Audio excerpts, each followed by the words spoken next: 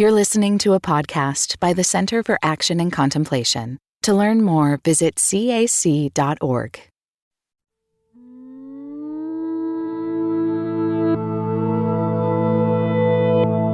It's a spiritual change. It's the recognition that human mentality is not just for humans. Human mentality has to accept the responsibility that our decisions are determining the evolution of a planet.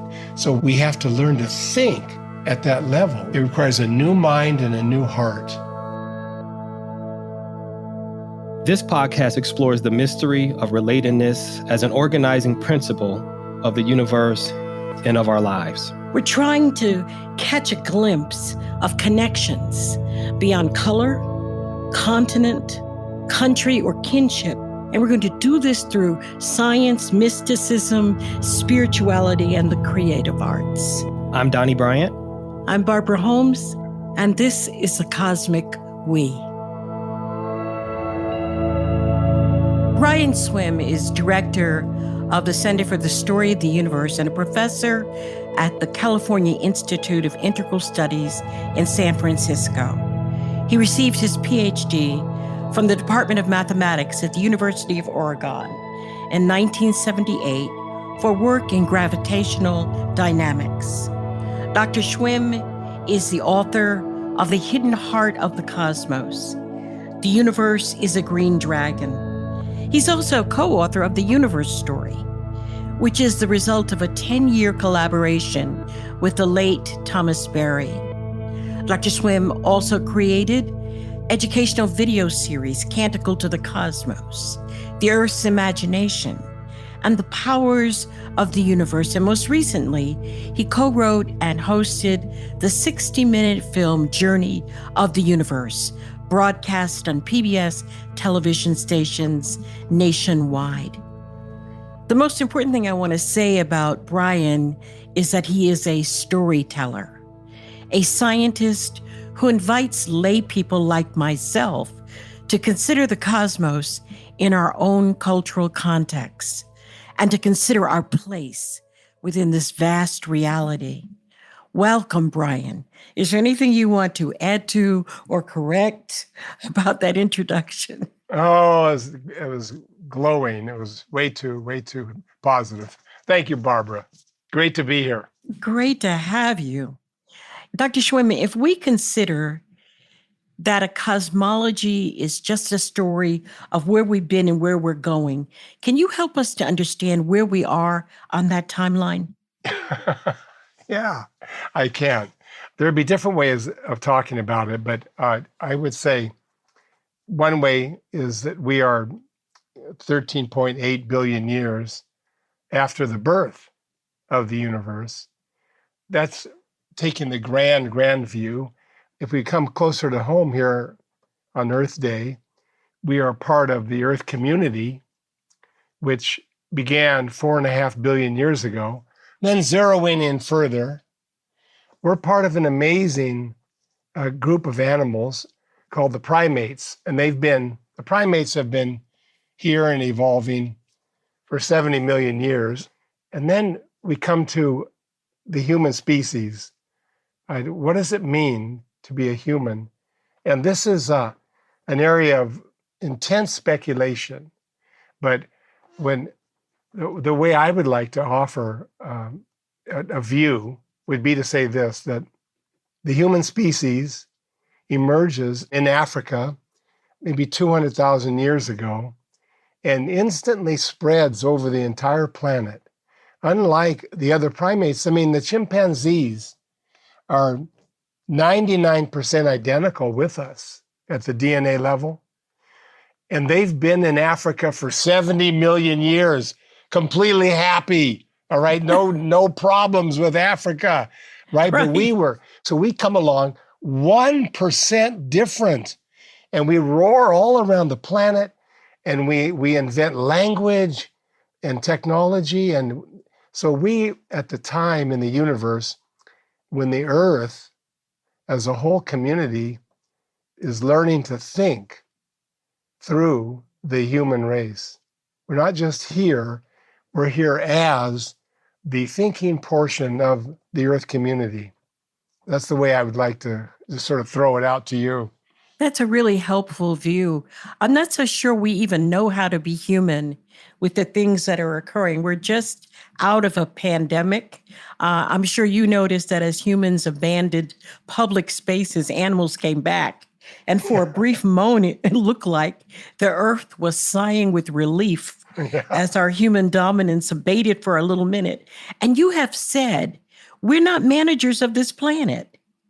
I mean, we're here to build the nervous system of a planet that is consciously participating in its own evolution. Could you just speak to that for a minute? Because I'm really not sure that we remember how to be human. I think really we're discovering what it means to be human. We have a tendency to identify ourselves with subsets. And so we'll say, I'm American, I'm Chinese, I'm French, I'm a Democrat, I'm a Republican, I'm Christian, I'm Buddhist. All of these designations are important and they're real, but they're secondary. All of us are cosmological beings. I mean, this is a thrilling discovery.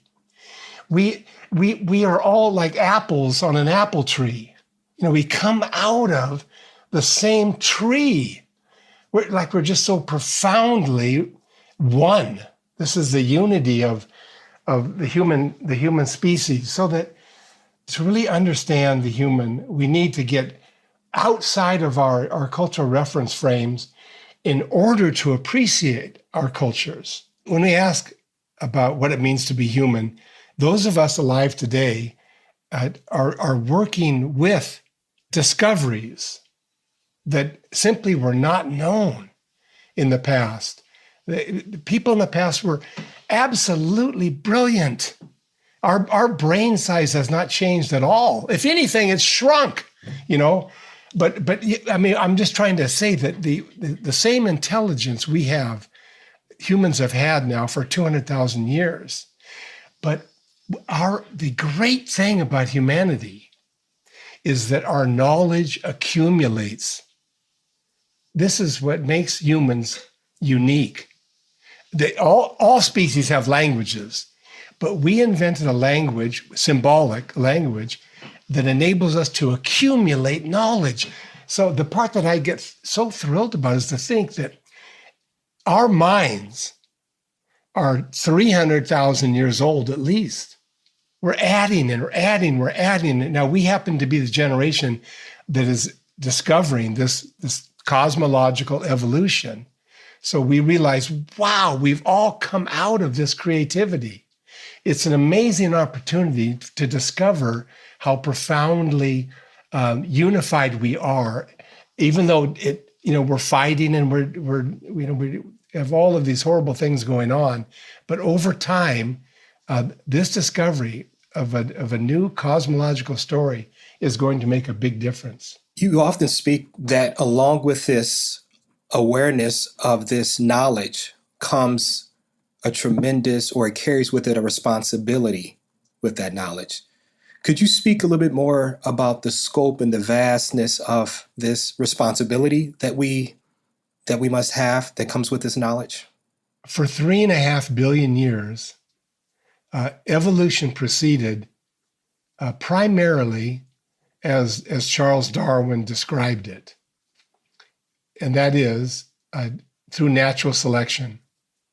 And then Darwin's insight was deepened, in the 20th century when we discovered genetics. So now we say natural selection and genetic mutations.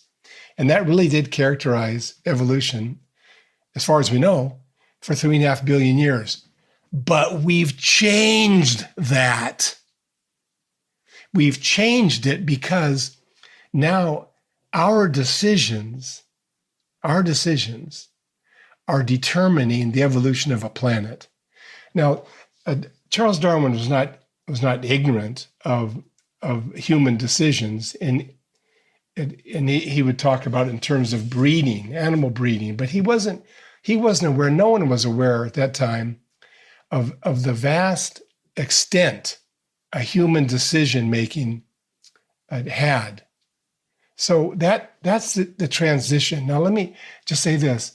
Natural selection enables the planet to remain whole. The ecosystems it develops are profoundly complex.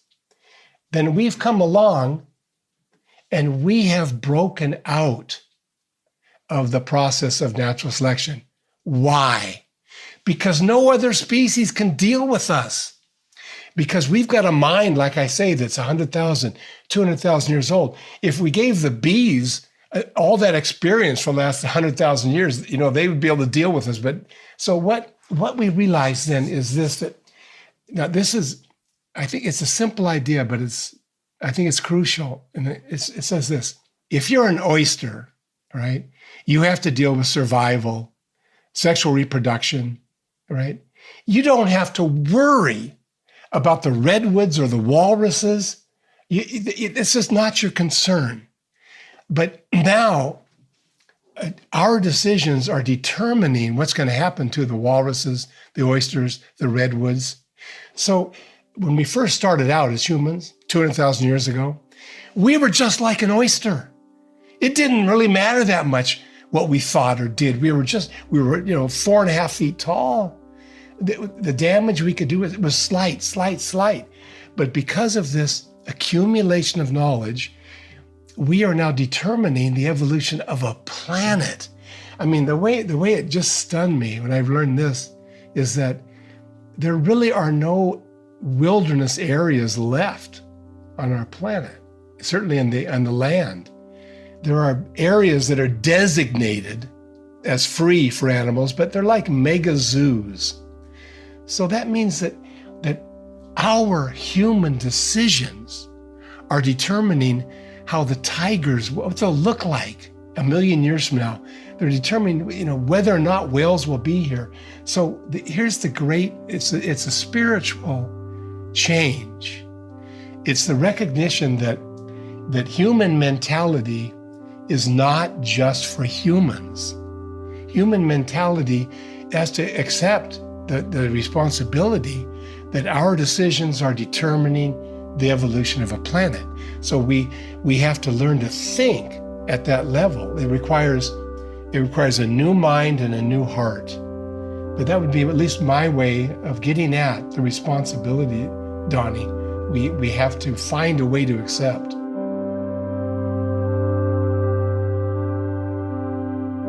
We're accumulating evolutionary knowledge. I'm not so sure we're accumulating spiritual maturity. There is so much about cosmology that is mystery. And I've noted that most scientists are uncomfortable with mystery, primarily want to deal with equations and facts. And you were one who was willing to host that mystery. You describe a tree as an unseen shaping that is to be encountered with awareness that we're in the presence of numinous mystery. That just changed the way I saw everything. How is it that you have been able to keep the mystery while continuing to do the work of gravitational science? I can actually explain that one. This, if a person's lucky, they have one great moment when they understand something. And, maybe some people have 1,000, but I had one great one. Well, it's my response exactly to your question, Barbara. Here's what happened. I was on a fishing trip with my dad, and we had to ride horses down to the Fraser River. So when he was getting the horses ready, I was just sitting there waiting for him. So I just sat down, and I started picking up this rock and dropping it. Now, I was in the last year of my graduate studies, so I was writing my dissertation on gravitational systems, and so I was lifting up the rock and dropping it. At first, everything is sort of commonsensical. You lift up a rock, you let it go, it drops. But if you do it 100 times in a row, there comes a moment when the normal way of looking at it changes. And then I asked myself, why is the rock dropping? Why is the rock dropping? Now, the explanation we would give would be Albert Einstein's general theory of relativity. And before that, Isaac Newton's universal law of gravitation. But I knew all of that mathematics. So the mathematics will determine the exact trajectory of the rock. But I was asking, why? Why was it moving on that trajectory? I said, what kind of explanation would make me happy? All right. It would be something like this, that if somebody came up to me and said, Brian, what has happened is that there are these little tiny creatures and they have very, very tiny arms. You can't see them, but they're reaching out and they're grabbing the rock and they're pulling it. They're pulling it down. Now that's an explanation, right? But so what I finally realized is that the very fact that the earth and the rock are attracting each other, that fact simply has to be accepted as a fundamental reality. It isn't possible to explain it with mathematics. Now, I don't think I could say that and even believe it if I hadn't studied gravity for the last 6 years of my life. You know, I knew the science of gravity. But here, now you'll love this. When I did some digging, I found out that Isaac Newton himself asked that same question. He asked it this way. He said, why doesn't an object, when we release it, why doesn't it move sideways? So to answer your question, there's a way in which we can assume that science explains everything. And in a certain sense, it does, because of this fantastic power to predict. But in another sense, it doesn't explain the why. Why is there attraction? Why? And that to me that's where we move into mystery or mysticism, or I also like to call it heart knowledge, a level of heart. So I honestly think that the scientists who, the really great scientists like Isaac Newton and Einstein himself, they maintain a sense of mystery throughout their work. It's not as predominant in the way in which we use science to do things with engineering, all of which is great. But that would be my experience of mystery in the midst of my science. I remember back in the early 2000s when we were doing conferences in San Francisco at the Sophia Wisdom Center.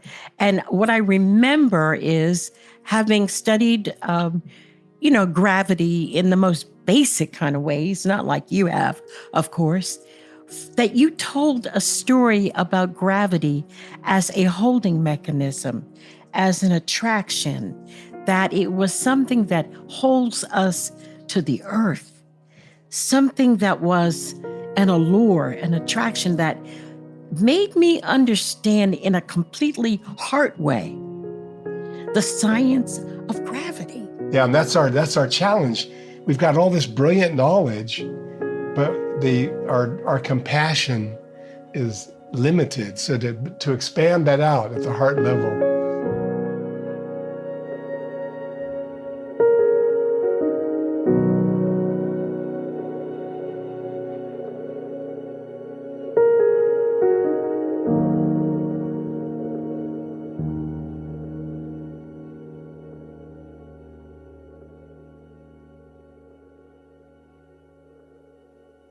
Many of us feel increasing anger at injustice, violence, and indifference in our world today. Join us March 14th for What Do I Do With My Anger? An online gathering featuring Richard Rohr and Brian McLaren. Learn ways of transforming anger into loving action. Inspired by Father Richard's new book, The Tears of Things. Register today at cac.org/anger. That's cac.org/ANGER.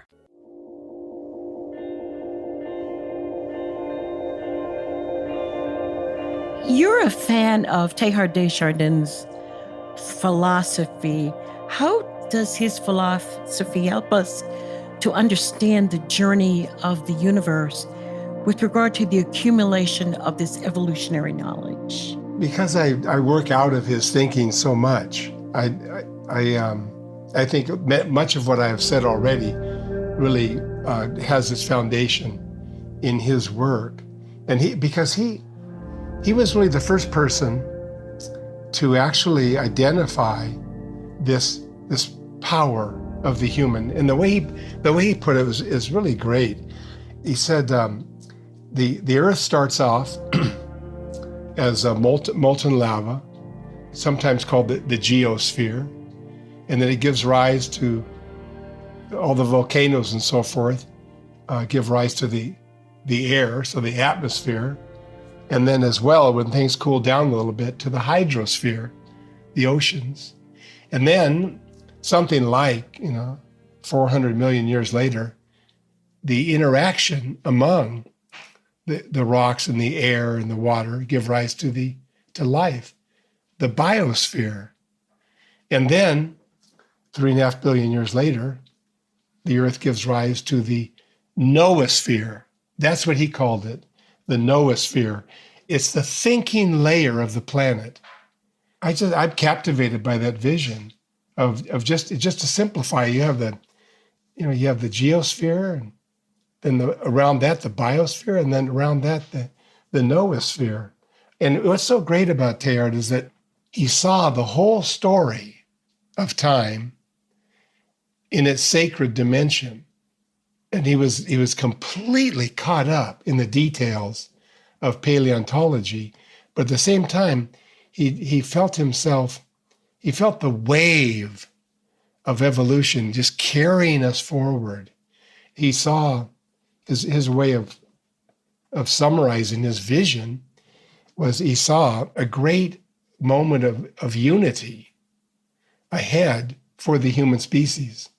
So even he was a stretcher bearer in World War I. I mean, there's all kinds of slaughter taking place all around him. But in the midst of that, he had this vision of unity, not necessarily the end of time, but just a very different planet.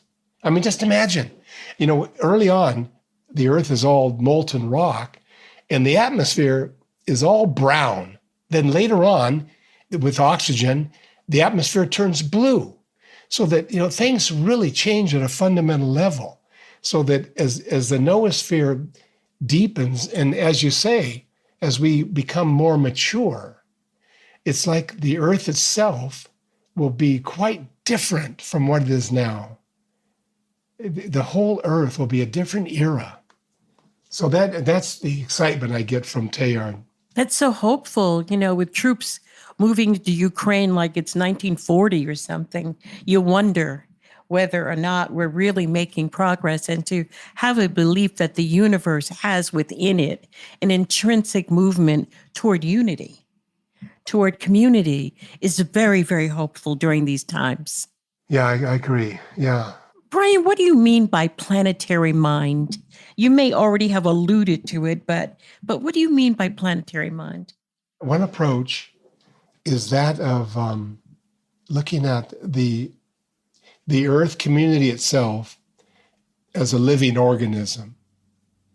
I'll go further with that, but just to say this, that the concept of the noosphere has been thought about from a variety of perspectives.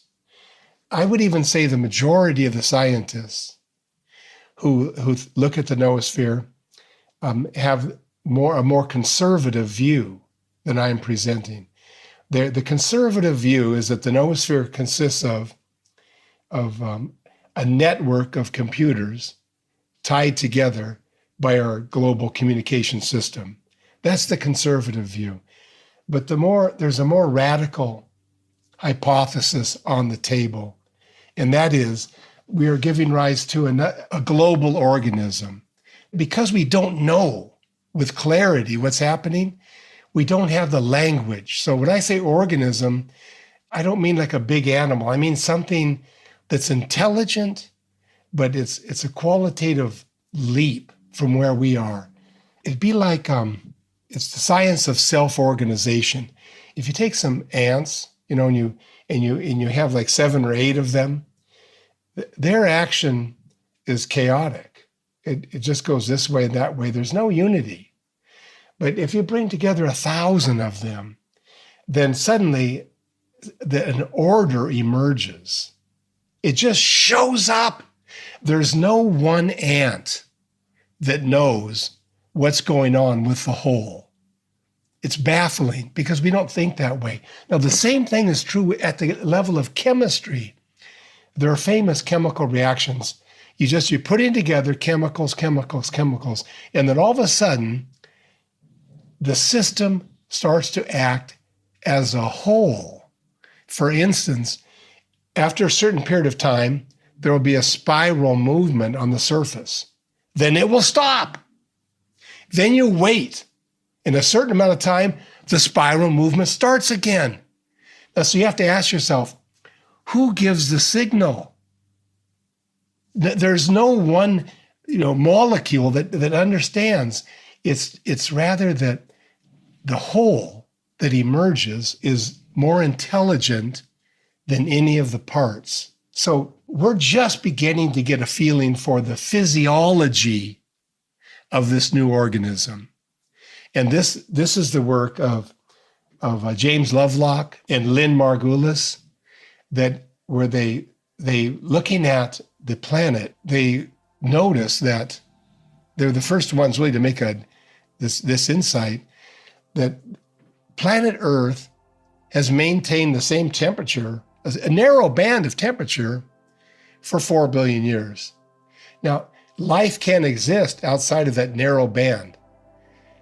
So then we can say this. For a long time, we'd say this. Well, we just lucked out. Earth was just the right distance away from the sun, happened to have the right temperature. And that's a believable hypothesis. Until we discovered in the mid-20th century that the sun has increased in temperature more than 1 million degrees from the beginning. So the sun is getting hotter and hotter and hotter. Wow. And Earth has maintained the temperature. How did that happen? Exactly. Exactly. What happened in some of the details is that the Earth started to bury some of its carbon dioxide from the atmosphere. It would draw it down. The sea creatures would use it to build their bodies. The shells would drop to the bottom of the ocean. And so more and more carbon was being drawn out of the atmosphere. Carbon dioxide reflects the heat back. So by taking carbon dioxide out of the atmosphere, the Earth is cooling down. Wow. Just let's think about that for a century, right? Let's try to get into that. That would be an example of the physiological intelligence of the Earth. But then what about the new levels that are coming in? See, we're in the midst of discovering what the planetary mind is capable of.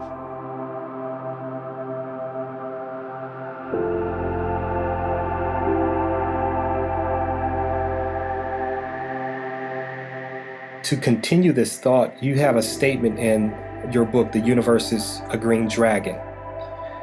And in this statement, you state, each person discovers a field of allurements, the totality of which bears the unique stamp of that person's personality. Destiny unfolds in the pursuit of individual fascinations and interests. And then you go on to say, by pursuing your allurements, you help bind the universe together. The unity of the world rests on the pursuit of passion. As we talk about this wholeness, this cosmic unity, right? There seems to be you're giving us insight to how our personality, how our passions also participate in the contribution of this cosmic wholeness. Can you speak a little bit more about that if you can? Science can tell you how a rock moves when it falls to Earth. So we do the how really, really, really well. But the why is where, to get the why, we have to go to poetry and religion and philosophy, mystical insight. And so what I am doing there, and drawing upon all kinds of people, but especially Teilhard de Chardin, what I'm doing there, Donny, is to say that on a real deep level, I don't choose what I'm fascinated by. We discover it. Like, say you have a parent who just wants you to be a doctor, study chemistry and all that. And you try, and then you realize this is just not me, you know? And and then you become a computer wizard or whatever, poet. That just fascinates me. The fact that our fascinations they're unexplainable. We discover them. We don't construct them. So to me, then, the why, let's go back to gravity. Why do things draw together? Because the universe wants to create community. So the atoms are drawn together to create the community of a star. The stars are drawn together to create the community of a galaxy. So in other words, I'm happy to provide the why for why we are fascinated. We are fascinated because the planetary mind needs our creative development in order to unfold. The planetary mind, like I say, it's hard to think about it because when we think of mind or organism, we think of something out there. But what we have to realize is that we are the planetary mind. And the deeper we develop, the more we express the planetary mind with full integrity. And that can only happen if we pursue our unique, mission, our unique fascination, our unique passion. Wow. Yeah, see, it's so exciting. You see what I mean? It's so exciting. It's so much more exciting than... Yes. I know. I mean, you have said when we look at the stars, we're looking at that which is looking. And we're the individual persons in the planetary nervous system that the planetary system is awakening to itself. So we are the system becoming conscious of itself. Wow. My book hasn't even come out yet where I have that line in there. Wow. I swear to God, when did I say that to you?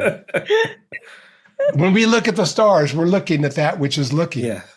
Yeah. Yes. We're looking at that which gave birth to us. I mean, that phrase just captures it all. It just captures it all. I mean, I try to build up to it. I've never done this with a group, but this is what I hope teachers will do with their kids. That you start off, you go, okay, look at the stars. And now I'll tell you a story. The stars constructed the atoms of your body.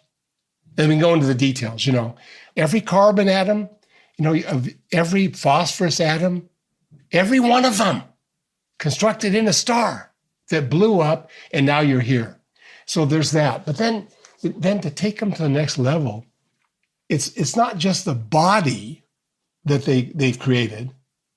It's our mind as well. We're not just a body, we're a mind that's looking at the stars. So we're looking at that which gave birth to us.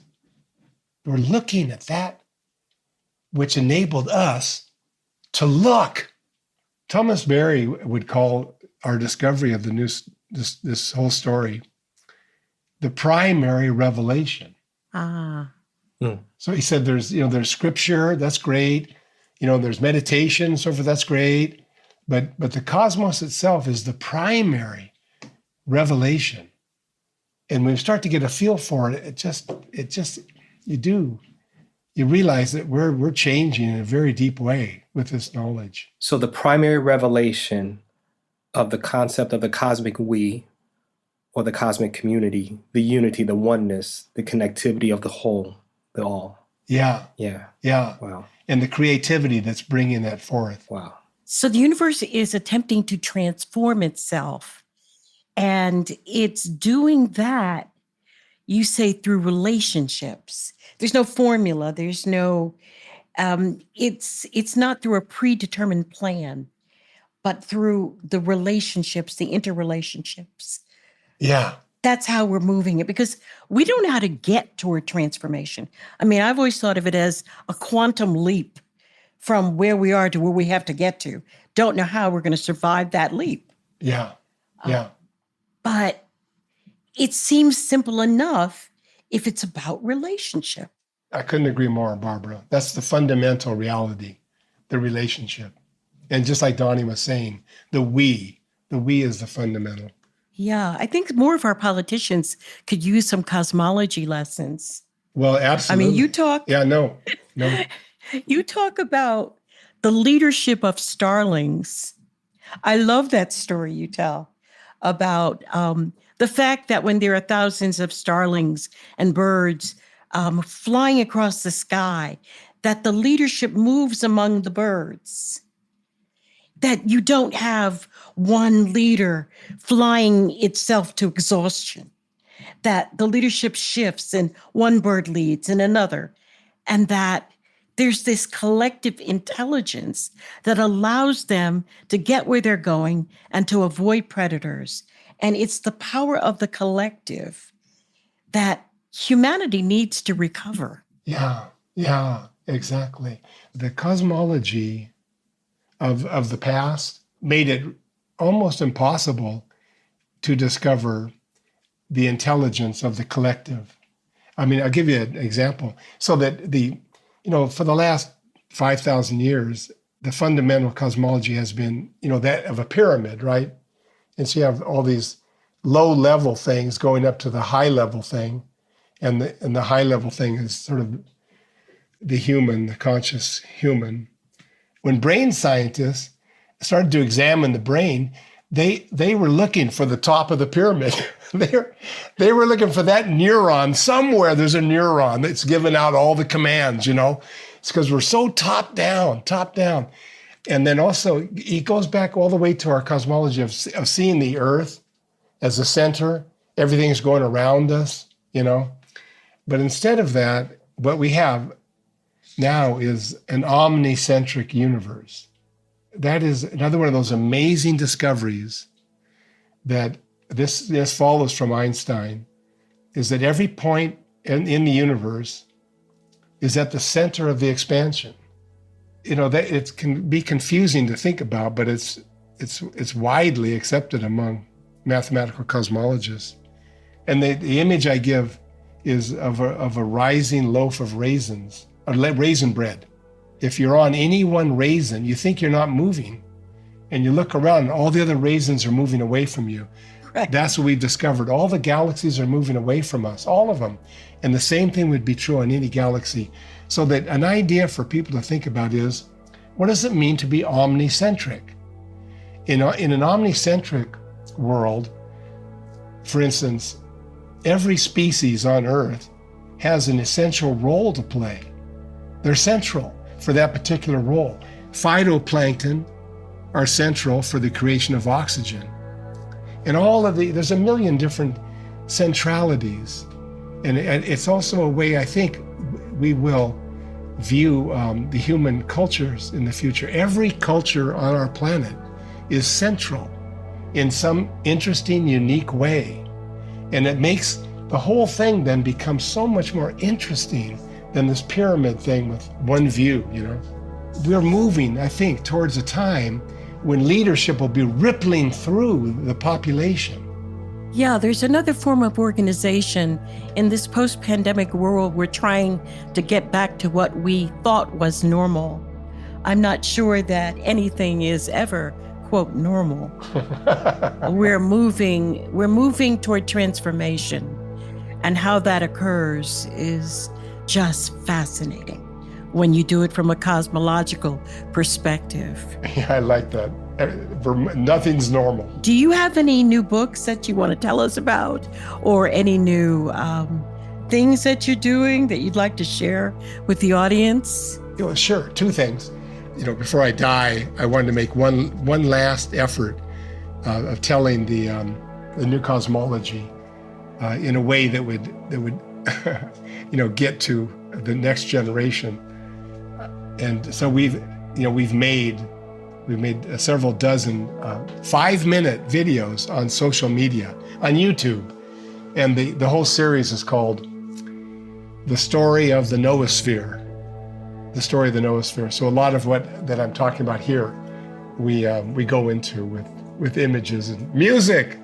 Wonderful. I'm looking forward to looking that up, as is our audience, I'm sure. And the other thing, last thing, it would be the book I've just finished. It will come out in November. It's called Cosmogenesis. So, and I tell the story of the rock. That's why I had it on my mind. Ah, okay. Was looking forward to that too. This has been a wonderful and stimulating hour. Thank you, Brian, for your time and your wisdom. It's been a privilege. So much fun to be together. Thanks for having me. Thanks for listening. We'd like to leave you with the reflection from this episode. One of the things I just love about talking with cosmologists is that they are weaving mystery. They're unveiling mystery. And isn't that what we live in the midst of? See, according to Brian, the universe transforms itself through relationships, not some predetermined scientific mumbo jumbo. What he's saying, I think, is that the universe is moving toward unity. The universe is moving toward community. The universe is moving toward interdependence. So if relationship is a basis for life, then our survival depends on our reliance upon one another.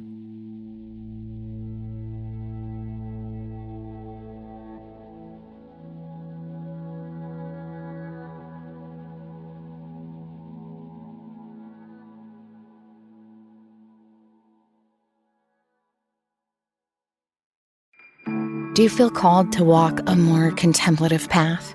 The Center for Action and Contemplation is an educational nonprofit supporting the journey of inner transformation. Our programs and resources will help grow your consciousness, deepen your prayer practice, and strengthen your compassionate engagement with the world. Learn more about our resources, such as publications, podcasts, email series, and events at www.cac.org.